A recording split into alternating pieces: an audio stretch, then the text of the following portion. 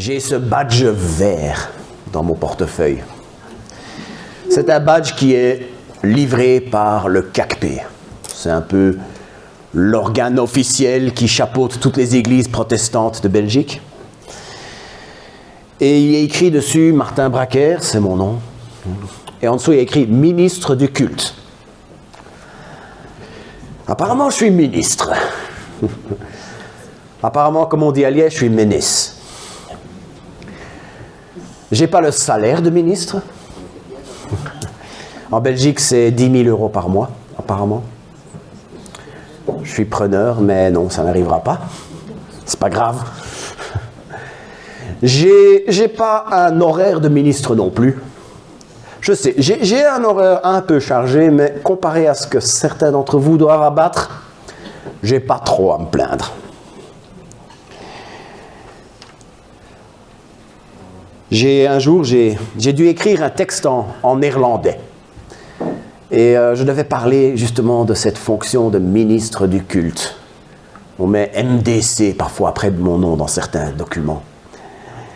Et je leur ai demandé, voilà, il a fallu que je parle du ministre de culte en néerlandais, alors je ne savais aucune idée comment on disait ça. J'ai dû téléphoner justement au CACP et je leur ai dit, comment est-ce qu'on dit ça dans la langue de Vondel? Et c'est beheerder van de eredienst. Bedienaar van de eredienst. Et là-bas, ça veut dire celui qui s'occupe, qui est au service du culte. En français, le mot ministre a quand même pris un certain sens. Le ministre des Affaires étrangères, en Belgique, c'est une dame, la ministre. Nous la voyons comme la patronne de tout ce qui a trait aux relations internationales de notre pays.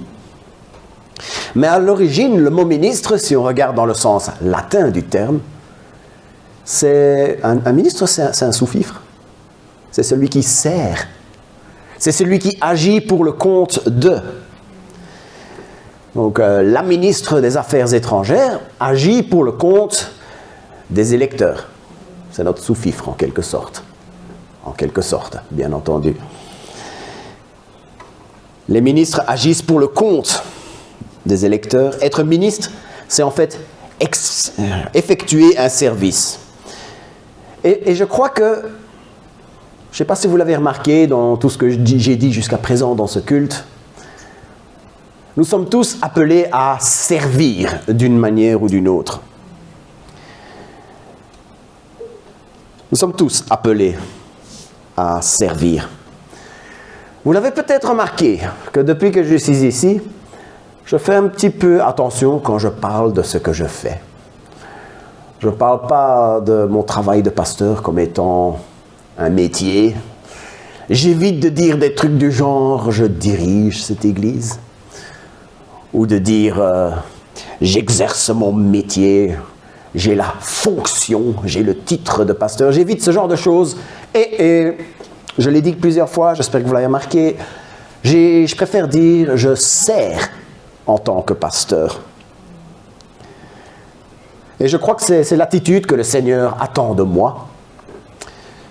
De même, quand on dirige, on est en train de servir.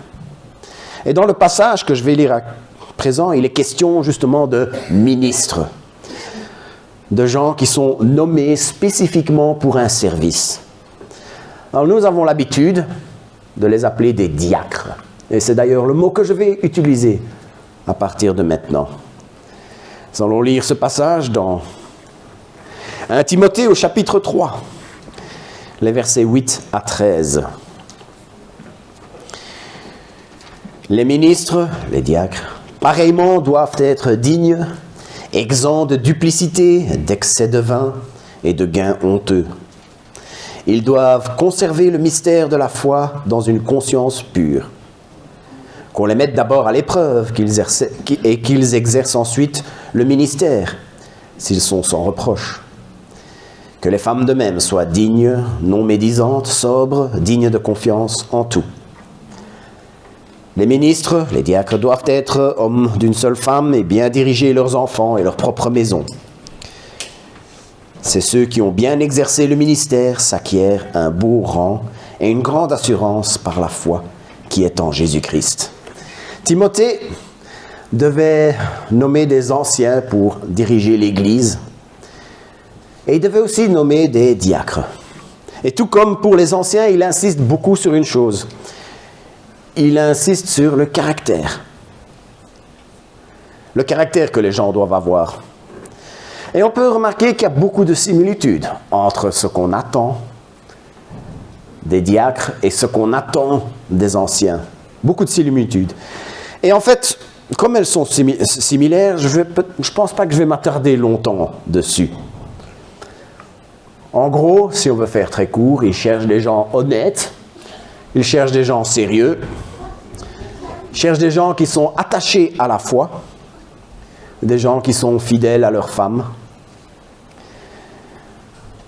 Et on peut voir que on s'attend à ce qu'ils aient les capacités. Et pour voir s'ils ont la capacité, une des façons, c'est de voir comment ça se passe dans leur famille, dans leur foyer. Mais entre les anciens et les diacres, il y a aussi des différences de ce qui est attendu. En fait, chez les diacres, il n'y a pas la mention du fait qu'ils doivent être aptes à enseigner. Alors là, on peut déduire que l'enseignement n'entre pas dans leurs attributions. On peut voir qu'ici, il y a aussi la possibilité pour les femmes de servir en tant que diacres. Et ce sont des femmes pour lesquelles le même caractère, la même pureté morale est attendue. Maintenant, il est temps de répondre à la question. Ils font quoi, les diacres? C'est quoi un diacre? Regardons d'abord un peu ce que la Bible nous en dit. La première fois qu'on en parle, c'est dans le passage, c'est en Acte 6. L'Église était toute neuve. Et elle était dirigée par les apôtres. Et une des plaques tournantes de toutes les activités d'Église, c'était les repas en commun et l'aide aux veuves. Les veuves étaient une catégorie de personnes qui avaient des besoins tout particuliers à l'époque. Et les apôtres, ils étaient au four et au moulin, comme on dit. Ils s'occupaient de servir aux tables, ils s'occupaient de toute l'intendance, ils s'occupaient de la distribution, et ils s'occupaient aussi de la prière et de l'enseignement de la parole, à un tel point que c'était devenu un peu le foutoir. Il y a eu un souci avec certaines de ces veuves qui ont été négligées. Et c'est à ce moment-là qu'ils ont pris la décision de chercher des gens honnêtes et sérieux, des gens de bonne réputation, des gens de confiance, qui ont été nommés officiellement pour s'occuper de ces choses-là. Deux des plus connus sont Étienne et Philippe. C'est des gens qui ont été nommés officiellement. Ce n'était pas quelque chose juste d'officieux. « Ah, toi tu ferais bien ça, toi tu ferais bien ça ». Non, il y a eu comme une cérémonie, probablement une imposition des mains, parce qu'on voit que c'est comme ça que ça se passait. Puis alors, on a aussi une autre fois où les diacres sont mentionnés, c'est en Romains 16. Paul parle justement d'une diaconesse, une certaine Phébé. Il semblerait qu'elle aurait été leur hôte, qu'ils auraient vécu chez elle, les disciples, les apôtres qui étaient venus annoncer la parole de Dieu. Je ne me souviens plus dans quelle ville c'est, peu importe, mais c'est en Romains 16 qu'ils en parlent. Et cette Phébé s'occupait d'eux, leur fournissait des ressources. C'était un service pratique, probablement. Et quand on met tout ça ensemble, on peut conclure que les diacres sont des gens qui ont reçu la tâche de veiller sur les aspects pratiques de l'Église. Est-ce que vous avez remarqué que même pour les aspects pratiques, Dieu s'attend à ce qu'il y ait un caractère exemplaire? Même pour un service pratique, on cherche des gens sérieux, on cherche des gens honnêtes. On cherche des gens qui sont attachés à la parole et des gens dont leur attachement à la parole se voit jusque dans leur comportement. Quelles sont les manières que nous, en tant qu'Église, EPE, Liège, nous avons décidé de mettre tout ça en pratique? 1 Timothée 3. Pouvons voir ici que l'aspect pratique et l'aspect spirituel sont deux choses différentes. C'est un idéal vers lequel nous voulons tendre. Et nous sommes en train de travailler activement pour essayer de créer un conseil d'anciens qui va s'occuper de l'enseignement, la direction de l'Église et des diacres qui vont s'occuper des aspects pratiques. Peut-être deux choses encore à dire par rapport à ça. Tout d'abord, c'est que on voit plus loin dans l'épître de Timothée que Paul, il dit cette phrase très importante, « N'impose pas les mains avec précipitation ». Il va falloir que je déballe un peu cette phrase, « N'impose pas les mains avec précipitation ». Imposer les mains, comme je vous ai dit, c'était la manière de dire à quelqu'un, « Maintenant, c'est ta responsabilité de s'occuper de cette chose-là ». Et on le faisait en public. C'était une manière de dire à toute l'Église, c'est cette personne qui a la responsabilité de cette tâche-là. N'impose pas les mains. C'était ainsi qu'une responsabilité était donnée à l'époque. D'ailleurs, c'est comme ça que j'ai eu ma consécration en tant que pasteur. Nous allons mettre ça en pratique, exactement comme ça, un jour. Dieu voulant, c'est ma prière, et ce sera un jour de joie. Mais il dit de ne pas le faire avec précipitation. Parce que justement, si on donne une responsabilité à la mauvaise personne, ça peut être la catastrophe pour l'Église. Ça peut faire du mal à l'Église, ça peut faire du mal à différentes personnes. Et c'est ce que nous ne voulons pas. Nous ne voulons pas cela. Nous ne sommes pas à l'abri de l'erreur, mais en tout cas, nous devons faire ça avec prudence, dans la prière, dans la recherche et dans l'écoute du Saint-Esprit. C'est un bel objectif. Et c'est aussi pour cela que nous prenons notre temps. Parce que mettre des gens au travail, ce n'est pas si simple que ça. Ça demande toute une organisation. Mais c'est un bel objectif. Et je vous demande d'être patient avec nous, les responsables de cette Église. On travaille vers ça. Ce que je peux aussi dire par rapport à ça, c'est qu'on a un modèle idéal. Dans la pratique, on y arrivera seulement si le Seigneur nous met les gens sur notre route, des gens de confiance pour ce genre de choses. Ce n'est pas rare qu'un pasteur ou qu'un ancien prenne sur lui une charge plus pratique. Quand j'étais pasteur assistant à Oui, j'avais pas mal de responsabilités pratiques. Je suis peut-être le seul pasteur au monde qui a reçu un coup de fil pour aider quelqu'un à sortir un chat qui était resté coincé en dessous d'un lave-vaisselle.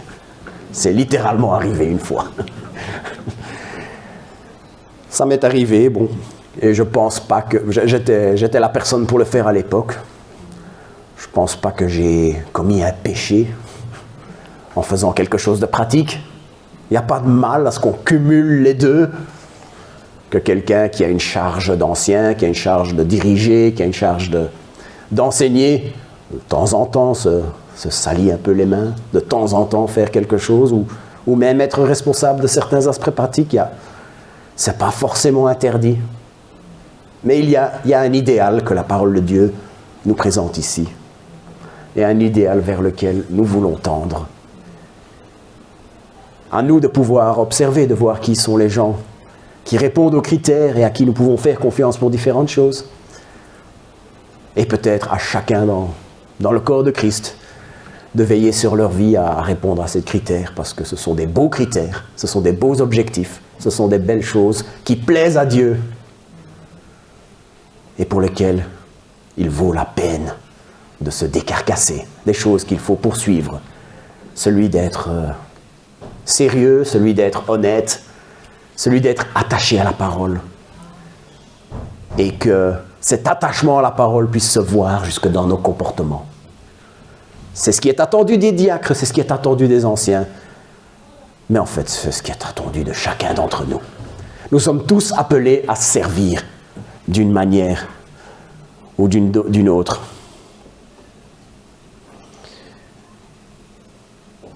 Nous allons viser la lune. L'idéal, ce serait d'avoir 2 groupes, un qui s'occupe de l'enseignement, un qui s'occupe des choses pratiques. Nous allons viser la lune, et même en cas d'échec, nous atterrissons dans les étoiles. Alors là, je ne vais peut-être pas garder ça comme devise, parce que ça vient de Oscar Wilde, pas exactement quelqu'un que je vais prendre comme exemple. Mais bon, faisons-le avec l'aide du Seigneur, parce qu'il n'y a qu'avec lui qu'on ira quelque part. Amen. Amen. Les diacres sont ceux qui servent, mais en fait, j'ai envie de faire une réflexion plus large, ce que c'est de servir le Seigneur. C'est une phrase qu'on lance un peu à la va-vite parfois. Je sers le Seigneur, nous servons le Seigneur, servez le Seigneur. J'ai juste envie de réfléchir un peu plus en profondeur juste sur cette idée. 1 Pierre 4,10 dit que chacun mette au service des autres le don qu'il a reçu de la grâce. Vous serez ainsi de bons intendants de la grâce si diverse de Dieu. Dans le Seigneur des Anneaux, il y a un personnage qui s'appelle Denethor. Denethor, c'est l'intendant souverain du royaume de Gondor. Le roi du Gondor avait disparu. Il avait disparu. Et c'est les intendants qui ont pris le pouvoir.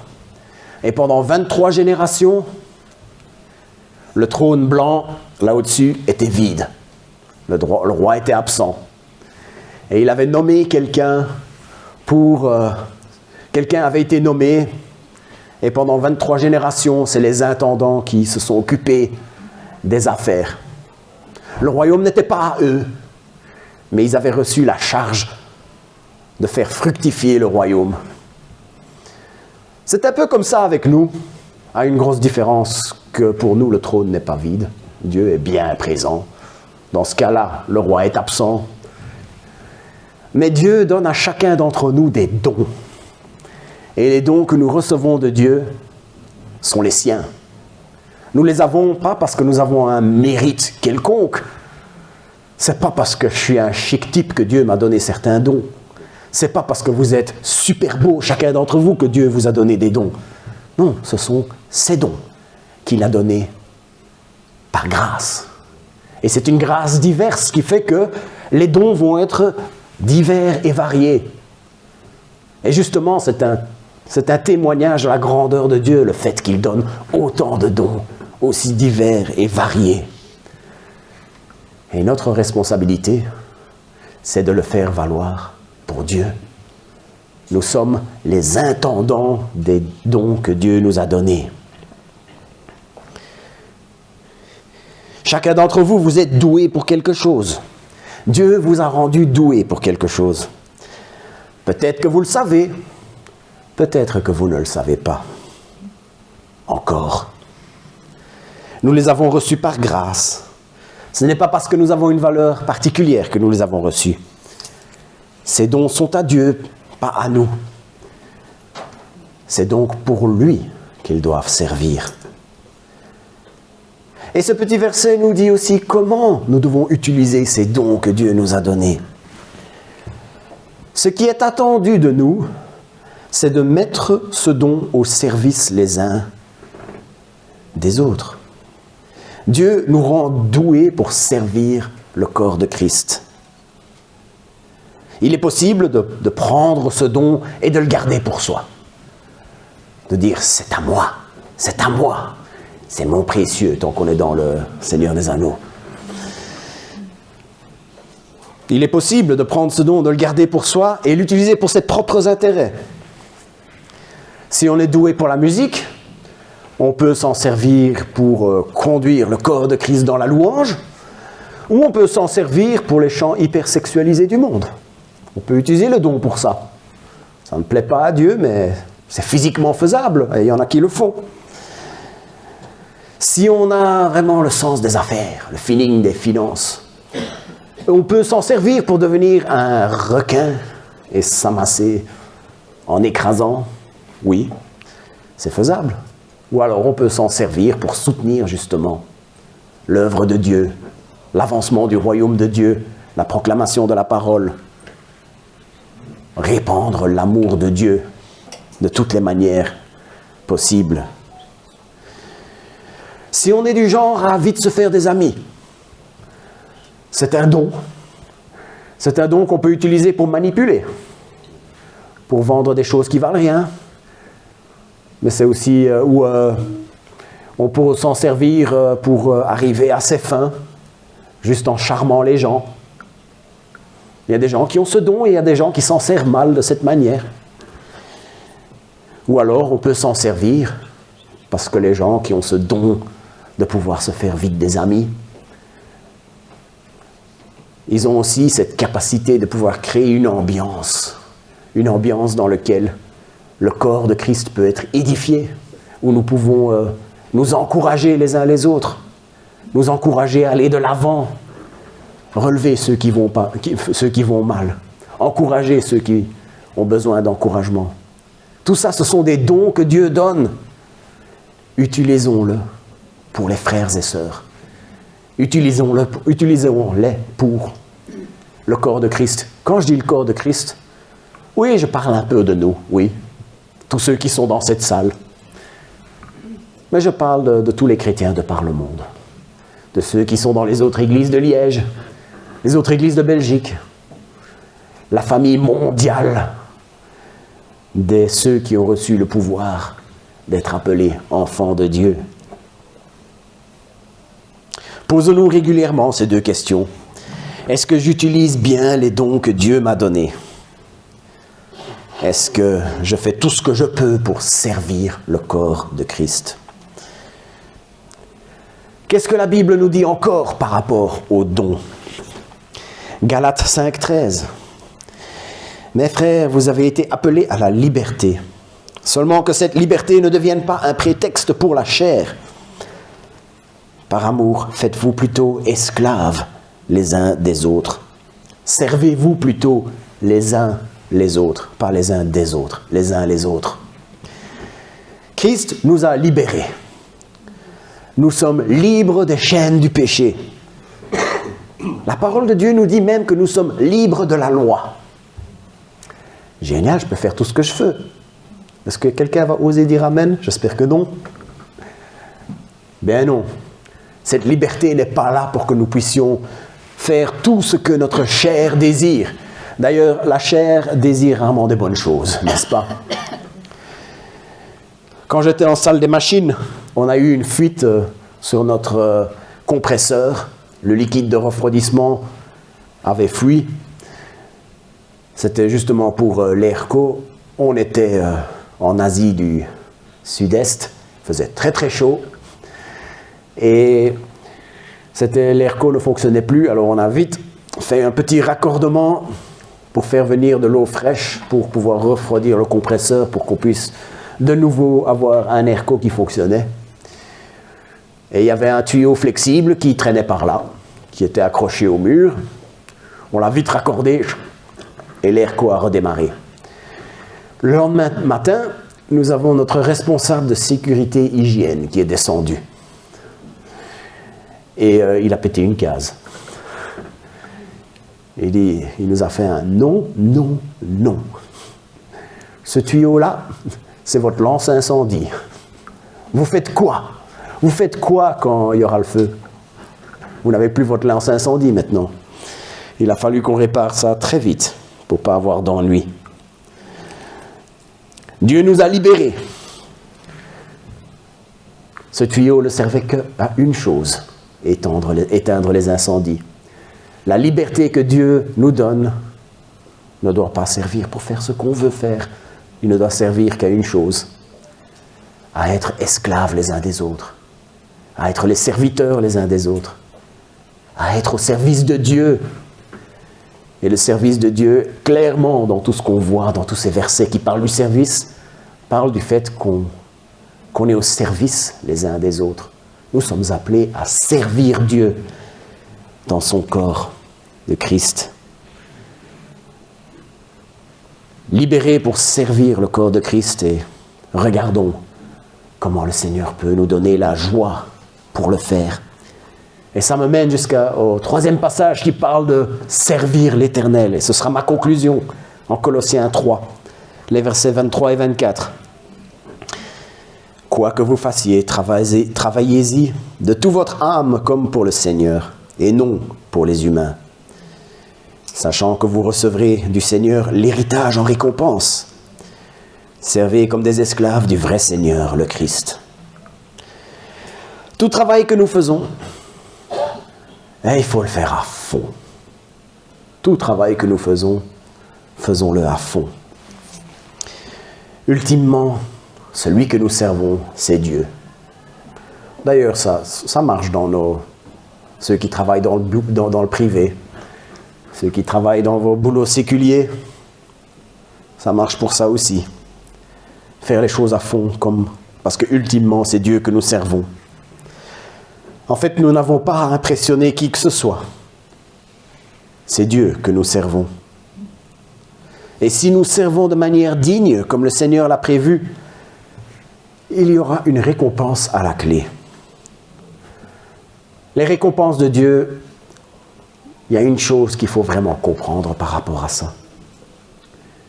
C'est Dieu qui choisit comment il récompense. C'est Dieu qui choisit comment il punit, inversement. Dieu choisit quand il va récompenser.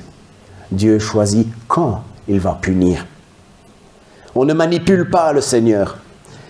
Ce n'est pas la peine de dire « Seigneur, je veux ce truc-là et je le veux maintenant ». C'est une perte de temps de faire ce genre de choses. Ça ne sert à rien de dire « Je t'ai servi fidèlement, je sers l'Église fidèlement. Maintenant, je mérite cette récompense-là. Alors dépêche-toi de me le donner. » Je caricature un peu, mais parfois quand j'entends comment les gens parlent de ce qu'ils attendent de la part du Seigneur, je n'en suis pas loin. Dieu récompense à sa manière et en son temps. À sa manière, c'est la meilleure manière. En son temps, c'est le meilleur moment. Servons avec joie le Dieu de victoire. Il nous a libérés, que cette liberté serve justement à le servir lui, que cette liberté serve justement à ce que nous puissions nous servir les uns des autres, nous servir les uns les autres dans le corps de Christ. Faites le premier pas pour servir le Seigneur et vous verrez que c'est quelque chose qui apporte la joie. Prions. Seigneur notre Dieu, je veux te prier pour chaque personne ici. Seigneur, montre-leur quels sont leurs dons. Montre-leur quels sont les dons qu'ils peuvent développer en eux. Seigneur, montre-leur comment ils peuvent mettre ce don au service de ton royaume, au service de ton corps. Seigneur, je veux te remercier pour cette liberté que tu nous donnes. Et nous voulons utiliser cette liberté justement pour être serviteurs. Seigneur, nous voulons te servir avec joie. Donne-nous jour après jour. C'est le week-end, nous nous reposons peut-être, mais certains de nos frères et sœurs sont justement pas là aujourd'hui parce qu'ils sont justement en train de travailler. Je pense à tous ceux qui sont dans le milieu hospitalier. Qu'ils puissent te servir en apportant un peu de ton amour aux gens dans la souffrance. Mais Seigneur, je te prie pour que nous puissions aussi, nous en tant que dirigeants de cette Église, aider les gens à développer leur service pour qu'ils puissent te servir avec joie, puisque ultimement c'est toi que nous servons tous. Et Seigneur, nous te remercions déjà pour les récompenses que tu nous donneras. Au nom de Jésus, Amen.